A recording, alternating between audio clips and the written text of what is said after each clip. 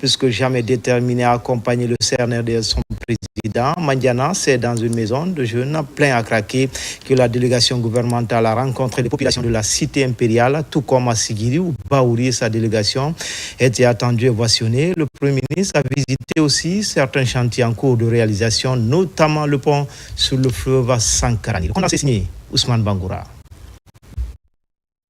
Mandiana est l'une des préfectures de la région administrative de Kankan à recevoir la délégation gouvernementale conduite par le Premier ministre Amadou Ouriba. La cité de Mamadi Kandji Diallo ouvre son cœur à l'équipe de Baouri en immersion dans l'arrière-pays. Occasion pour la délégation de visite-pont sur le fleuve Sankarani, situé à 9 km de Mandiana-Sano.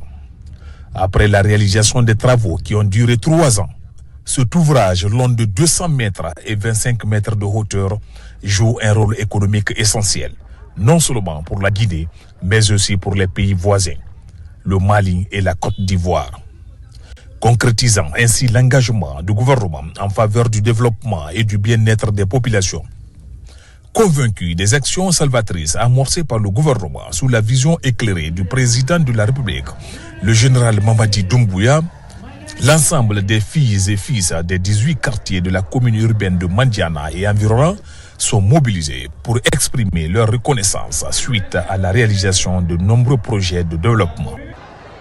En dépit de toutes ces avancées significatives, de rappeler de façon spécifique certains défis auxquels nous sommes confrontés et qui nécessitent une implication personnelle en faveur des filles et fils de la Guinée en général et de la préfecture de Mandiana en particulier. Il s'agit, entre autres, d'achever le bitumage de la route Kodjara-Mandiana, d'augmenter le nombre de kilomètres en bitume de la voirie urbaine,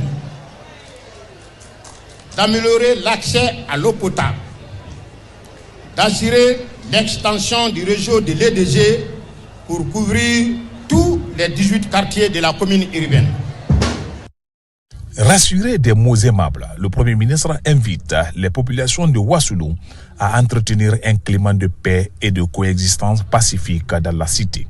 Ce que je peux dire de ce que prévoit le gouvernement, dans un laps de temps raisonnable, Mandiana aura l'électricité.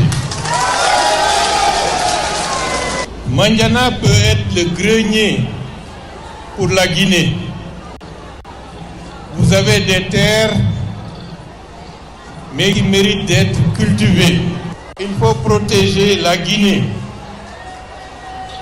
La protection de la Guinée passe par protéger Mandiana. Et la meilleure façon de protéger Mandiana, c'est de répondre aux besoins des populations de Mandiana qui seront les meilleurs défenseurs de la Guinée et de Mandiana en particulier. La délégation de Baouri a tenu à visiter les installations de la radio rurale de Mandiana, située en plein centre-ville, où il a eu le privilège d'intervenir en direct sur la 94.5 de Mandiana. Juste après Mandiana, la mission gouvernementale conduite par le Premier ministre Amadou Ouriba a mis le cap sur Sigiri. Ici, à la Maison des Jeunes, comme partout, la délégation gouvernementale a été reçue avec honneur. Saluant avec force et détermination les jalons déjà posés par le gouvernement, nous sollicitons toutefois auprès du général d'armée, le président de la République, Mamadi Doumbouya, la prise en compte des besoins qui tiennent à cœur les Sigirikas, à savoir l'adduction d'eau qui est la principale et historique préoccupation des populations de Sigiri. Le bitumage de la route Sigiri-Nafadji, l'augmentation de la capacité de production en électricité. C'est vrai que Sigiri est une préfecture très importante en Guinée. Et qui a vu sa population en moins de quelques années peut-être multipliée par 2, par 3. D'où des besoins nouveaux, des exigences nouvelles. En dehors de cela, Vous avez des revendications tout à fait légitimes. Tout à l'heure, un des doyens disait: vous venez de Mandiana, vous êtes revenu à Kankan pour revenir sur Sigiri. Or, il suffit d'un pont pour relier Mandiana et Sigiri et qui vous ferait gagner du temps. La construction de ce pont s'avère une priorité. Nous en prenons acte. La délégation gouvernementale conduite par le Premier ministre Amadou Ouriba a bouclé sa journée de travail à Sigiri par la visite de l'un des plus grands chantiers de la préfecture. Sur ce site, plusieurs bâtiments sont en train de sortir de terre, devant abriter l'école élémentaire et secondaire. La maîtrise de la charte graphique de l'État et les règles de rédaction deviennent des impératifs au sein de l'administration publique. Au compte de l'immersion gouvernementale à Kankan, les cadres régionaux sont à l'école du secrétariat général du gouvernement pour atteindre les objectifs de refondation de l'État. RTG Kankan, Djamokaba. Devoir de réserve, de discrétion, de neutralité et secret professionnel dans la fonction publique, des thématiques bien défendues à Kankan. Les secrétaires généraux des préfectures de la savane guinéenne et membres du cabinet du gouvernorat sont ciblés par cette formation sur les défis de la gouvernance locale. Vous savez, depuis un moment donné, nous sommes tous engagés dans la pratique de la refondation de l'État et de la rectification institutionnelle.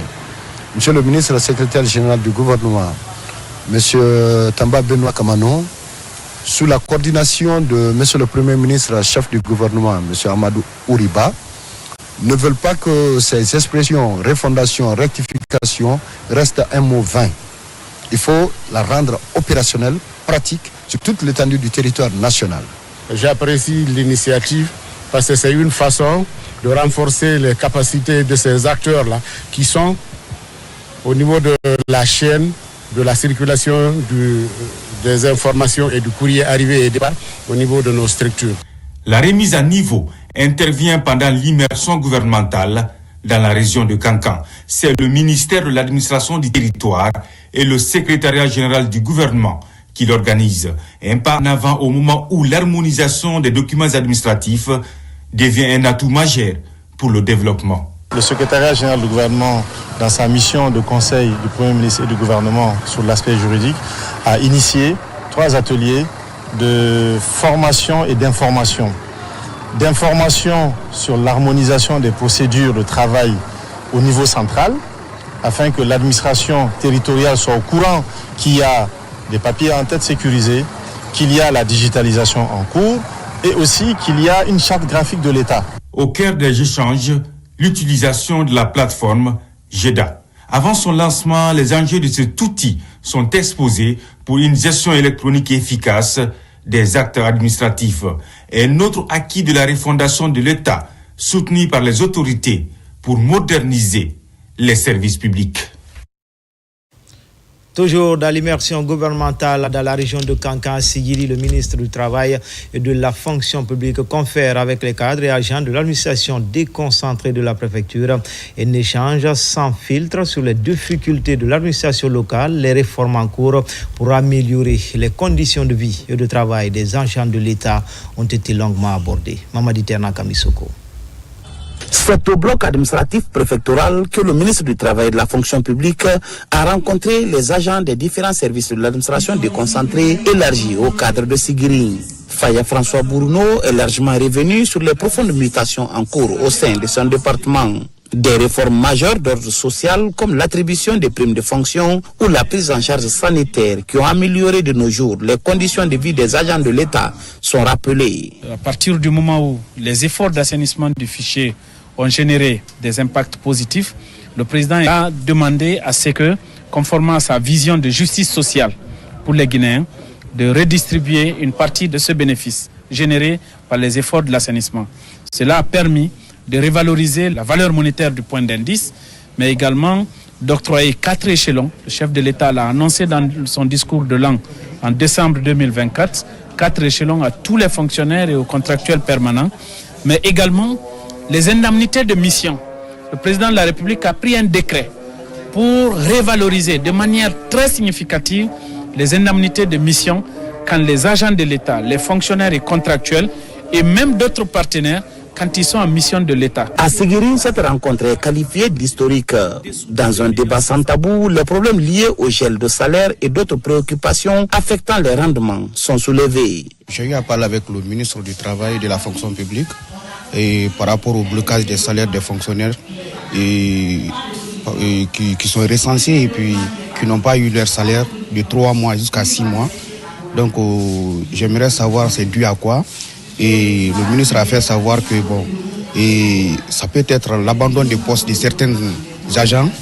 Et il y a certains agents aussi qui ne sont pas là, ou bien qui ont fait des déplacements pour venir faire juste le recensement et puis repartir encore à l'étranger. Vraiment, je suis très satisfait du fait que le gouvernement a initié cette immersion de venir à l'intérieur du pays, dans la sous-préfecture même, pour toucher du doigt la réalité sur le terrain. Au problème soulevé ça et là, le ministre Bruno s'est montré attentif aux différentes interpellations et a promis d'y apporter des réponses appropriées. Comme annoncé dans les titres, les nouveaux fonctionnaires stagiaires étaient ce week-end au bataillon spécial de Conakry. Ces stagiaires se félicitent de cette initiative des autorités de la transition. Au même moment, au camp Alpha Yaya Diallo, le deuxième groupe quitte Conakry pour entamer les 5 semaines de formation civilo-militaire au centre d'instruction de l'armée de mer à Forikaria, au centre d'instruction d'infanterie de Kindia. Adjudant-chef Oumar Kamara, il est correspondant de la presse militaire. Après 5 semaines de formation civilo-militaire au centre d'instruction d'infanterie de l'armée de mer situé à Maferenya et au centre d'instruction d'infanterie de Kindia, les 2000 nouveaux fonctionnaires de l'État ont regagné Conakry. Ils ont été accueillis à leur arrivée ici au camp Alpha Yaya Diallo par les représentants du ministère de la Défense nationale, de la fonction publique, les responsables de l'Institut national de formation et de perfectionnement et les chargés des ressources humaines des départements ministériels. C'est un stage probatoire qui s'étend sur 1 an. Là, on vient de voir la première séquence de ce stage, c'est-à-dire qui s'accentue sur la formation civilo-militaire. Donc ça s'est très bien passé. Cette initiative des autorités de la transition vise à améliorer les prestations au sein de l'administration guinéenne dans l'intérêt supérieur de la nation. Conformément à leur programme, ils vont suivre une autre phase du processus administratif. C'est vrai que ça a été laborieux. Cependant, ils reviennent fiers et nous sommes autant plus fiers qu'eux. Aujourd'hui, c'est la fin de l'induction.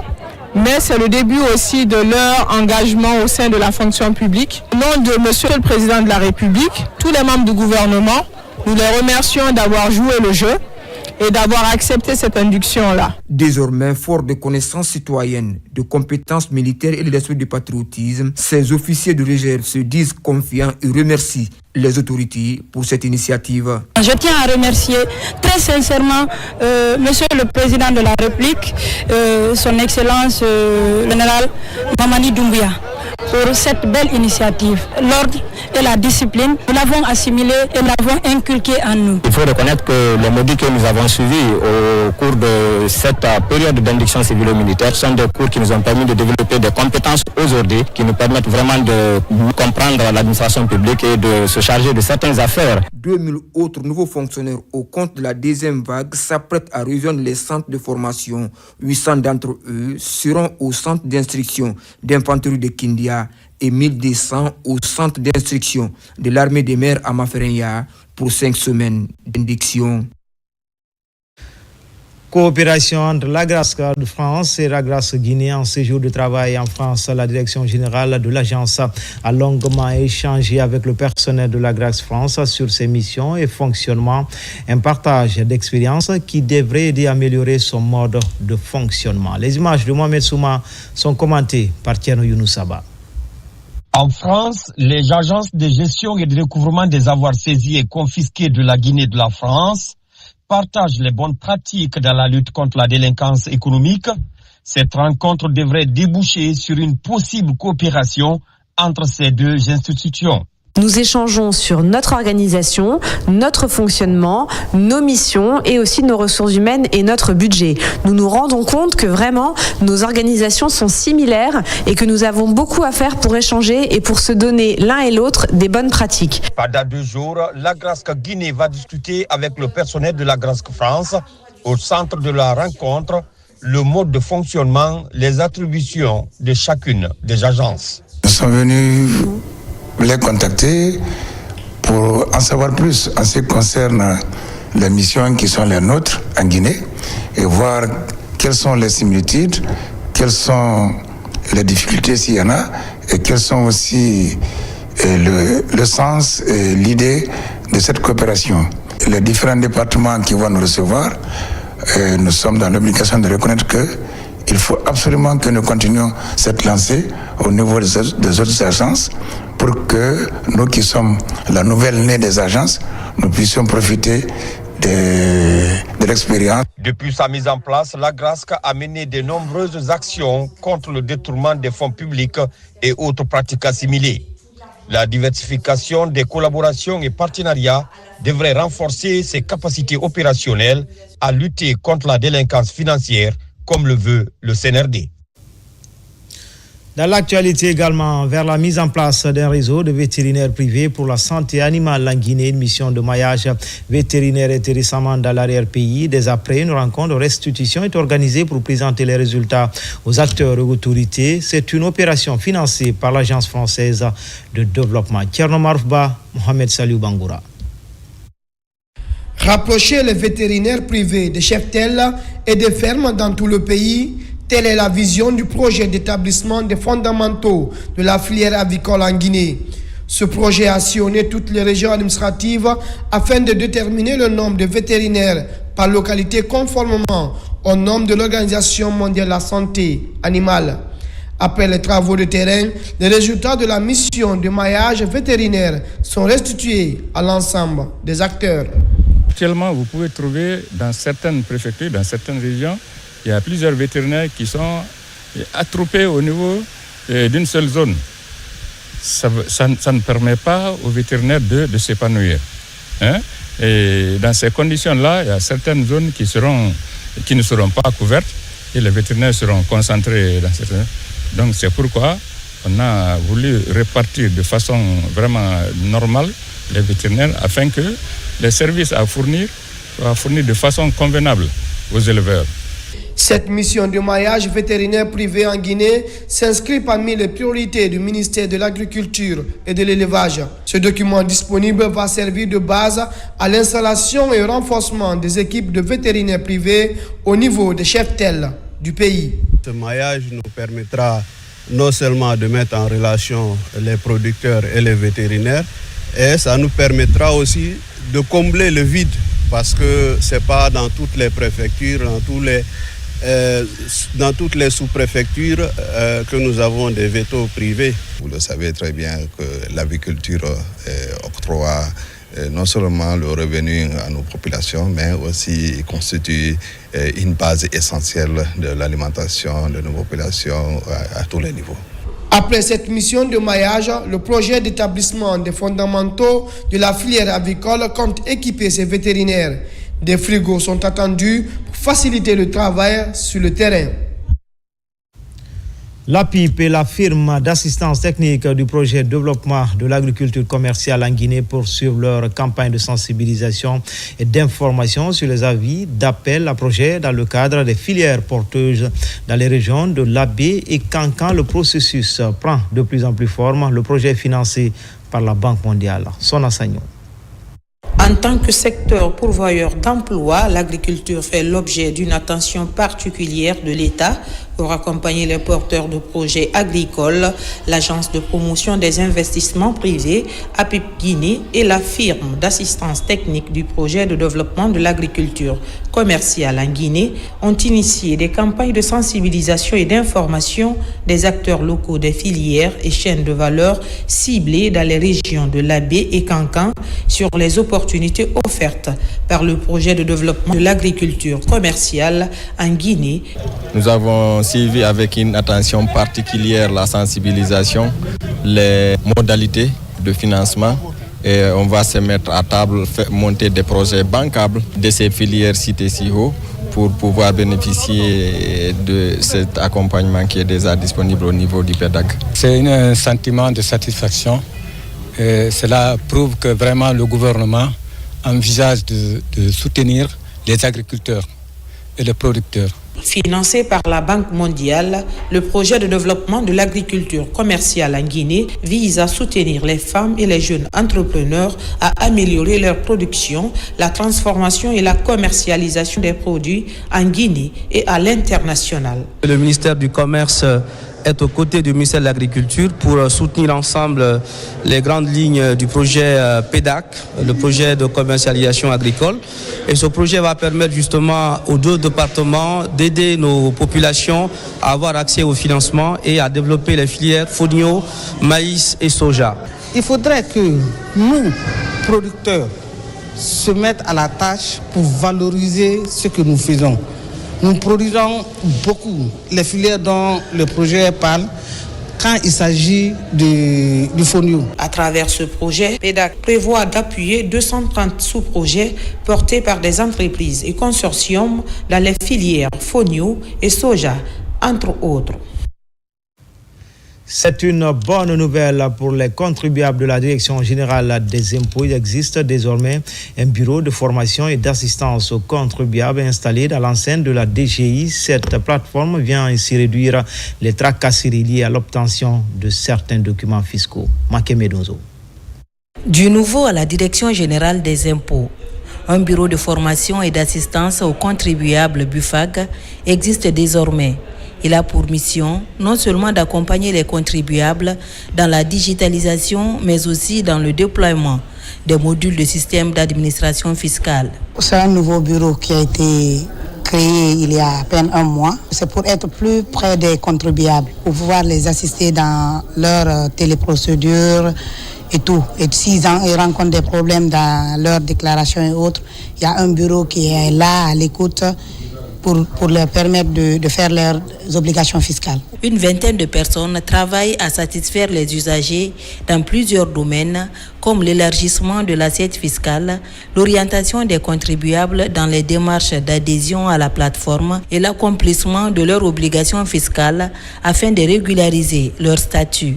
C'est un ouf de soulagement pour les contribuables. Je suis venue renouveler mon code neuf, il n'y a pas de problème.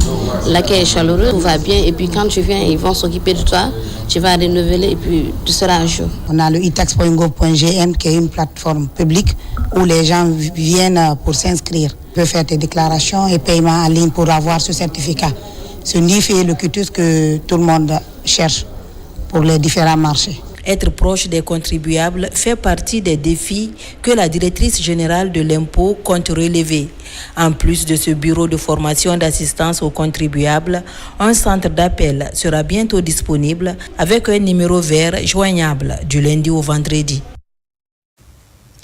Après la région forestière, le mouvement Saran-Chérif pour la continuité du général Mamadi Doumbouya est dans la région de Kankan sous la coordination de Hadja Diaba Doumbouya. Une délégation rencontre et lâche Lansine Kédia Doumbouya pour peaufiner les stratégies politiques et opérationnelles pour une implantation du mouvement en Guinée et à l'international. Kerfa la presse Camara, Mamoudou Silla. Le Mozakod dirigé par Hadja Diaba Doumbouya a été reçu au domicile privé de la Haj Lansine Kédian Doumbouya à Kankan. Lors de cette rencontre, la délégation vêtue aux couleurs du mouvement a abordé des sujets liés à la cohésion sociale, au développement et à l'avenir du pays. Hélas, à notre présence à son domicile, ce qu'il vient de faire ce soir, ça nous dépasse. Il nous a honorés. Parce que tu travailles pour quelqu'un, il reconnaît que tout ce qu'il fait, tu fais pour moi, cela suffit de tout. Le général Mamadi Doumbouya, c'est un messie. C'est un homme qu'il faut pour ce pays, un homme providentiel qui peut changer en un clin d'image de la Guinée. C'est pourquoi nous demandons tout simplement la continuité à la tête de notre pays. Très touché par cette visite, El Hadj Lansine Kédian Doumbouya a félicité le Mozakod et a réaffirmé son soutien incontournable à ses initiatives. C'est un grand honneur pour moi aujourd'hui de recevoir ce mouvement. La naissance, j'ai participé depuis qu'on a créé. Aujourd'hui, par la grande surprise, ce mouvement est venu m'installer dans mon domicile. Ça me va droit au cœur. Je parle ici au nom de la famille présidentielle. étant un frère que tout le monde connaît aujourd'hui. Je ne peux pas prendre d'abord le micro sans féliciter et encourager ma sœur Adja Djaba Doumbouya, coordinatrice générale de ce mouvement. Un appel solennel à tous les membres de la famille de suivre le chemin que Adja Djaba a managé la population vers les idéaux du président général Mamadi Doumbouya. Cette rencontre a renforcé la détermination du mouvement et a intensifié ses efforts pour étendre son implantation sur l'ensemble du territoire national et au-delà du pays. Appui à la gouvernance locale, les fils ressortissants de Forikaria offrent des meubles de bureau à certaines sous-préfectures, notamment Sirourou et Moussaïa, tout comme le centre urbain, un appui pour encourager et rassurer les administrateurs à la base. Bakari Bamba Koundé. La coordination des associations pour le développement de Benna, en abrégé CADEB, a célébré ses 15 ans d'existence en procédant à la remise officielle d'équipements de bureaux aux sous-préfectures de Moussaïa et Sirourou ainsi qu'à la préfecture de Forikaria. Cet acte symbolique témoigne de l'engagement continu de l'association envers le développement de sa région et le soutien à l'administration locale. Au-delà des activités festives, de marquer de façon concrète, de façon historique, ce qui n'a jamais été vraiment fait à Benna, nous avons apporté notre contribution dans tous les secteurs d'activité, que ce soit l'éducation, la santé, les routes, par 3 fois déjà, depuis que nous sommes constitués en association au niveau de Benna. La cérémonie a réuni les habitants, les autorités communales, les sous-préfets ainsi que les représentants de la préfecture. Les équipements remis comprennent des fauteuils, des tables, des armoires et diverses fournitures de bureaux essentielles au bon fonctionnement des administrations locales. C'est un début qu'il faut encourager. C'est un début pour la relance du renouveau, comme le prône le président de la République, pour que l'élan du développement soit lancé. Les dons là me donnent plus de force encore, de doubler d'efforts pour que la population de Moussaïa bénéficie des ressources propres. En célébrant ses 15 ans d'existence, la CADEB réaffirme sa volonté de contribuer au développement de sa région. À Kindia, étudiants et agents de défense et de sécurité viennent de bénéficier d'une séance d'information et de sensibilisation sur la résolution 1325 Femmes, Paix et Sécurité, l'initiative et du ministère de la Promotion féminine de l'enfance et des personnes vulnérables sur financement de l'ONG CARE International. Alpha Isiagaba, Fanalabaya Kamara. À l'université de Kindia, comme partout dans les institutions d'enseignement supérieur du pays, une campagne d'interpellation des consciences est entamée par les autorités du ministère de la Promotion féminine. Au cœur des débats, les enjeux liés à la résolution 1325. La résolution 1325 est quelque chose de très important.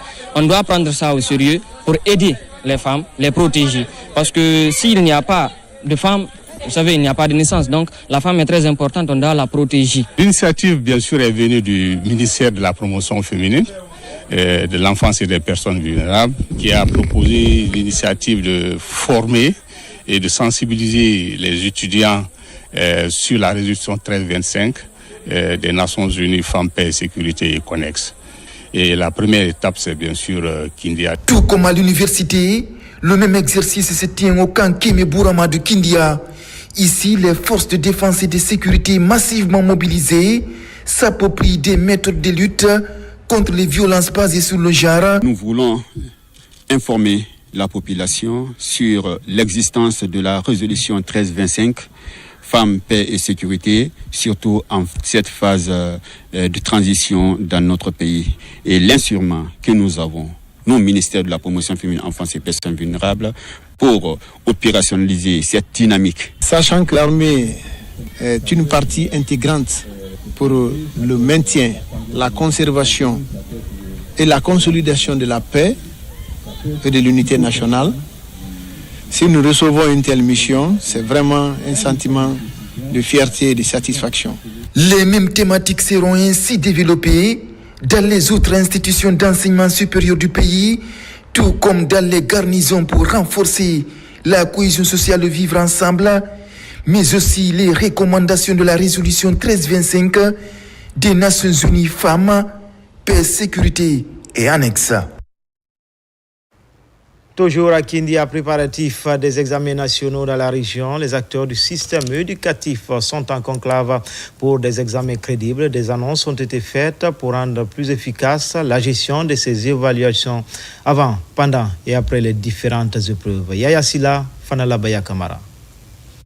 Au lendemain de la grande retrouvaille des responsables de l'éducation autour des examens nationaux à Conakry, les acteurs du secteur de l'éducation au niveau régional se retrouvent à Kindia. C'est pour discuter des conclusions de la résolution de la rencontre de Conakry. Autour des idées maintenant, c'est de réunir les députés autour d'eux pour aussi partager les mêmes résolutions, les mêmes résultats, les mêmes constats, pour que vraiment désormais nous puissions vraiment crédibiliser nos examens. Cela pour déterminer les enjeux et ensemble voir sur quelle direction il faut partir, quelles sont les mesures à envisager. Nous avons planché sur beaucoup d'aspects concernant les examens, parce que comme vous le savez, l'objectif final c'est de crédibiliser nos examens, donc avoir des diplômes vraiment de qualité pour permettre à nos élèves d'être compétitifs sur le plan international. Comment améliorer la qualité de l'enseignement pour avoir un résultat crédible pendant les examens nationaux? Inspecteurs de l'éducation, directeurs préfectoraux de l'éducation et partenaires sociaux sont invités à faire un travail de qualité pour des examens crédibles. C'est vrai, vous êtes venus ici pour apprendre. Moi, je vous demande plutôt d'appliquer ce que vous allez apprendre ici. C'est ce qui manque. La formation des élèves et le redressement du futur de notre pays. Le ministère de l'enseignement préuniversitaire et de l'alphabétisation se bat pour rehausser le niveau de formation des élèves. La tâche sera ardue si les formateurs en situation de classe ne se préoccupent pas de leur propre performance. Ouverture d'un cadre de concertation en faveur des jeunes en Guinée, la réunit plusieurs partenaires qui interviennent dans la promotion des jeunes. Ils réfléchissent pour trouver des occupations saines à la jeunesse et un accompagnement pour les porteurs de projets. Alphaïsia Gaba. Au ministère de la Jeunesse et des Sports, la question de jeunesse est toujours d'actualité, d'où l'ouverture de ce cadre de concertation entre les cadres du département et des partenaires au développement. Les échanges portent sur les grands enjeux de promotion de la jeunesse. L'objectif de ce cadre de concertation, c'est d'amener tous les intervenants en faveur des jeunes, aujourd'hui l'administration publique, les partenaires techniques et financiers, de créer une passerelle, en fait de mutualiser nos efforts aujourd'hui en faveur des jeunes afin d'avoir un impact beaucoup plus positif aujourd'hui. C'est grâce à ces efforts de concertation que le gouvernement pourra bénéficier d'un appui plus complémentaire, plus transparent de l'ensemble des partenaires à la jeunesse, à la réalisation des ambitions, des rêves et du parcours d'épanouissement de la jeunesse. L'occupation saine de la jeunesse, voilà la vision politique du ministre Bogola. Ici, la volonté est très prise au sérieux. Déjà, plusieurs initiatives sont entreprises en faveur des jeunes Guinéens. Si le ministère vraiment a décidé de mettre tous les partenaires ensemble pour les amener à redéfinir les priorités, à vraiment les orienter vers les jeunes, nous, c'est vraiment très important pour nous, on est très contents. Et en annexe, on est en train d'initier aussi une autre activité. Et cette activité consistera forcément à organiser les jeunes en des groupes thématiques en fonction des priorités de l'État sur les questions de jeunesse, mais aussi la priorité des partenaires. Ce cadre de concertation entre partenaires de promotion de la jeunesse et le département de tutelle devrait permettre de faciliter l'insertion socio-professionnelle des jeunes porteurs de projets. À Imbaya, les populations sont plus que jamais déterminées à assainir leur cadre de vie, d'où l'organisation d'une opération coup de balai. Elle a été accompagnée par la jeunesse de Imbaya. Abakar Junior Kamara. Les populations de Imbaya Tannerie expriment leur reconnaissance au président de la République, le général Mamadi Doumbouya, à travers des activités citoyennes. Sur fonds propres, ils entretiennent les voies d'accès du quartier. Un acte symbolique, mais plein de sens. L'idée principale, c'est d'accompagner le président de la République, le général Mamadi Doumbouya. C'est l'assainissement du quartier et la sécurité de la population. on vient auprès de l'autorité de nous aider pour faire ça, pour faciliter les mouvements du quartier et la sécurité. Si tu entends la sécurité, il faut avoir l'accès pour les services de sécurité pour accéder au quartier. Mais ici, il n'y a même pas d'accès. L'assainissement, la promotion de la paix et du vivre ensemble sont les principales missions des populations de la tannerie. Quand on a pris service, on a constaté que l'accessibilité effectivement est difficile. Et qui parle de sécurité doit parler d'abord de l'organisation de la mobilité urbaine dans le quartier. On a compris que les coins ne sont pas accessibles. Donc nous, effectivement, on s'ajoute à cette association pour demander à monsieur le maire pour qu'il remonte à qui le droit pour permettre à notre quartier d'avoir aussi de l'accessibilité à travers l'aménagement de certaines voiries du quartier. Ensemble, ils comptent relever les défis du développement qui s'imposent à leur localité, une manière d'accompagner le président de la République dans la construction d'une Guinée nouvelle. Dans la sous-préfecture d'Amaro, située au pied du mont Simandou, une grande cérémonie de lecture du Saint-Coran vient d'être organisée par les fils du terroir. C'est dans le but d'implorer la grâce divine pour le vivre ensemble, mais aussi pour soutenir les actions sur le pont de la prospérité. Cette retraite religieuse a mobilisé une cinquantaine d'imams venus des différentes localités de Damaro. Mohamed Salioupaï, Mohamed Lamine Diallo. Cette lecture du Saint-Coran de prière et bénédiction ne constitue pas seulement un moment de spiritualité. Elle permet à ces fidèles musulmans de Damaro de lancer des messages forts d'unité et de solidarité afin de soutenir les efforts constants de développement entrepris par les autorités de la transition dirigées par le général Mamadi Doumbouya. Je suis vraiment content aujourd'hui que une fois dans ma préfecture, précisément dans ma sous-préfecture d'Amaro, qu'il y ait une lecture du Saint-Coran pour prier pour toute la République, toutes les filles et fils de ce pays, mais sous l'égide du président, le général d'armée Mamadi Doumbouya. Le développement amorcé par les autorités de la transition, basé sur des principes de paix et de cohésion sociale, est bien perçu par les fils ressortissants et résidents de Damaro. Damaro, c'est la capitale de Simandou. Aujourd'hui, tous les 84 villages, les grands imams de 84 villages sont réunis ici. Les grands imams de toutes les sous-préfectures dans la préfecture de Kéouané sont actuellement à Damaro ici, qui continuent à lire le Coran, à bénir pour le président de la République, le général Mamadi Doumbouya, pour sa vision, pour prospérer vraiment sa chefferie donc à travers la Guinée. Que Dieu accompagne Monsieur le Président, son Excellence le général Mamadi Doumbouya, dans ses meilleures actions, surtout le problème de Simandou 2040 qui est en cours comme ça. Vraiment, c'est une bonne initiative. Que Dieu l'accompagne dans son grand pas.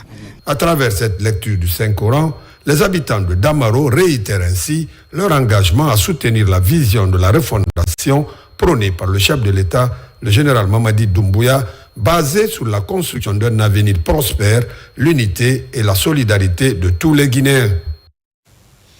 À Macenta, les femmes du mouvement Kérékoura s'engagent à préserver la quiétude sociale tout en soutenant le CNRD et son président.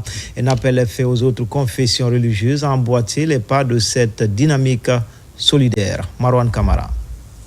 Baromètre de la société et sentinelle de la paix, les femmes renouvellent l'engagement d'accompagner les autorités dans leur élan de développement.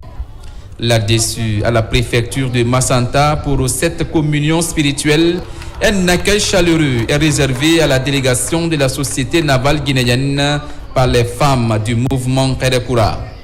Ici, Dosso Nabé, la directrice générale de la société navale guinéenne et sa suite sont venus s'ajouter à ce groupe de femmes rassemblant des milliers de membres de toutes confessions religieuses afin de multiplier des prières. Elle a plus de 3000 femmes qui sont en association dans le cadre de l'agriculture qui est l'IGNAM. Elle veut l'unité. Elle veut que tout le monde soit ensemble. À cette occasion, les religieux musulmans et chrétiens ont été conviés à se joindre à cette synergie d'action pour un culte commun marqué par des bénédictions pour le pays. Nous sommes là pour supporter ces femmes qui se sont donné la main pour vraiment prier pour la Guinée, pour dire que c'est le président Mamadi Doumbouya qu'ils ont choisi. À Massanta, c'est un tout. Hier, on était à l'église. Aujourd'hui, nous sommes là avec les musulmans pour prier pour la paix, pour dire que les fils de Massanta sont unis. Cette journée spirituelle a été aussi marquée par la messe dominicale à la grande église de Massanta, symbolisant ainsi le début de cette initiative placée sous le signe de rassemblement. Les femmes jouent un rôle prépondérant dans le processus de paix. Donc, c'est le moment d'exhorter toutes les communautés de Massanta pour prôner la paix. Soutenir les autorités dans leurs différents projets de développement amorcés est aussi l'une des ambitions phares des femmes de la préfecture de Massanta. Même exercice à Kouroukoro, Oulada, préfecture de Kouroussa, des messages de sensibilisation sont passés sur fond de prière et lecture du Saint-Coran pour une transition apaisée et réussie. Nabila Moussa Kamara. Les fils ressortissants et résidents de Kouroukoro Oulada étaient fortement mobilisés la semaine dernière. Ils ont décidé de se retrouver en famille à Kouroukoro pour communier ensemble dans la foi et la ferveur religieuse, faire des prières et la lecture du Saint-Coran pour renforcer leur fraternité, la cohésion sociale et la prospérité de leur village, leur sous-préfecture et le reste de la Guinée. C'est pour renforcer les liens de parenté, bénir pour le Tout-Puissant Allah, bénir pour le pays et bénir pour le président actuel, qui est sous l'impulsion duquel nous vivons tous et nous prions pour sa réussite parce que nous voyons les jalons qu'il est en train de poser à travers le pays. La lecture du Saint-Coran pour l'unité nationale, pour la paix et la cohésion sociale, tous sous l'impulsion du chef de l'État, le président de la République, le général Mamadi Doumbouya. Cette rencontre n'est pas la première ici à Kouroukoro. Les fils ressortissants et résidents de la localité en ont l'habitude. Entre nous et Dieu, c'est quoi? C'est la reconnaissance d'abord. Donc de remercier tous les sages, les épouses, les femmes de Kouroukoro. Nous remercions très activement les ressortissants et surtout les résidents. Kouroukoro est toujours derrière le président de la République, en train de bénir pour lui. Parce qu'ils savent que s'ils bénissent pour lui, ils bénissent pour ce pays-là. Comme cette fois-ci, sinon plus, les fils de Kouroukoro se disent toujours prêts à organiser des rencontres fraternelles et citoyennes en implorant la grâce divine pour le bonheur de notre patrie commune, la Guinée. Enfin, Koulou, une nouvelle plateforme de mobile money pour sa vulgarisation. Ses responsables ont entamé un carnaval dans les 13 communes de la capitale pour accélérer le processus. Des agents sont déployés sur le terrain pour aider les abonnés à télécharger cette application et à créer des comptes Koulou. C'est un public reportage signé Nabila Moussa Kamara, Alkaliko Bilikita. En compagnie des motards, de l'équipe des rollers, des forces de sécurité et de l'équipe de la Croix-Rouge, les agents de Koulou expliquent aux citoyens le mode d'utilisation de l'application Koulou tout en distribuant des flyers dans tous les points sillonnés. C'est une application qui vient pour démocratiser l'inclusion financière en Guinée. Comme ça le dit, c'est pour tout le monde. C'est pour les artisans, c'est pour les mamans qui vendent au marché, c'est pour les mototaxis, c'est pour tout le monde, comme on le dit. Donc nous sommes là aujourd'hui pour le crier haut et fort et demander à toute la population guinéenne de venir tester ce nouveau produit qui va révolutionner l'inclusion financière en Guinée. Pour informer les citoyens sur la disponibilité de Mobile Money Koulou, tous les moyens nécessaires sont mis en place. Des promotions et des stratégies de marketing ont déjà démarré dans la capitale Conakry et se poursuivront à l'intérieur du pays. Koulou va au-delà des services basiques de dépôt, retrait, transfert. Nous voulons que l'écosystème soit un écosystème inclusif. Nous voulons que le transport fasse partie de l'écosystème. Nous voulons que les mamans qui vendent de chaque côté des marchés de notre capitale fassent partie de l'écosystème. Nous voulons la pleine inclusion financière. Pour donner la facilité à tout client, à tout jeune, toute personne de pouvoir télécharger l'application gratuitement sur Android ou bien sur Apple Store en un clic Et dès qu'ils installent l'application, ils sont identifiés, leur compte est validé à travers nos équipes du back-office qui permettent de voir qui se trouve derrière le compte. En fait, nous essayons de suivre un peu la régulation qui demande vraiment de s'identifier et après, ils sont prêts pour faire le premier dépôt, bien le premier transfert. Cette innovation dans l'inclusion financière en Guinée va créer de l'emploi pour de nombreux jeunes en chômage. En plus des autres plateformes de transfert d'argent, Koulou est disponible partout en Guinée et il est pour tout le monde, comme indique son slogan. C'était tout pour les infos. Grand était le